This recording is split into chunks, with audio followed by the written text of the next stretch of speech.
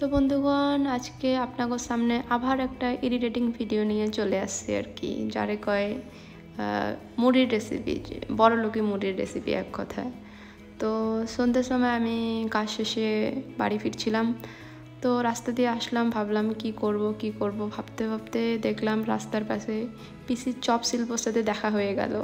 ভাবলাম চপ শিল্প যখন দেখলামই, তখন কয়টা চপ উঠাই নিয়ে যাই, বাড়িতে গিয়ে একটু মুড়ি মাখানো সুবিধা হবে, যারে কয় বড়লোকি মুড়ি। অলস মানুষ হলে যা হয় আর কি, ভাবলাম কে আবার বেজায় 2 বেলা রান্নাবান্না ঝামেলা উঠায়, ওই জন্য শর্টকাট কিছু মারে দেওয়ার জন্য এই শর্টকাট রেসিপি। তো মুড়ি মাখা টাখা শেষে ভাবলাম শুধু মুড়ি কীরম লাগবে, আর মুড়ির সাথে যদি চা না করা হয় তো আর কি একে অপরের প্রতি অন্যায় করা হয়, বড় অন্যায়। তো ভাবলাম না, এই অন্যায় করা যাবে না, তাই দুধের প্যাকেট নিয়ে এসে একটু চাও বসিয়ে দিলাম।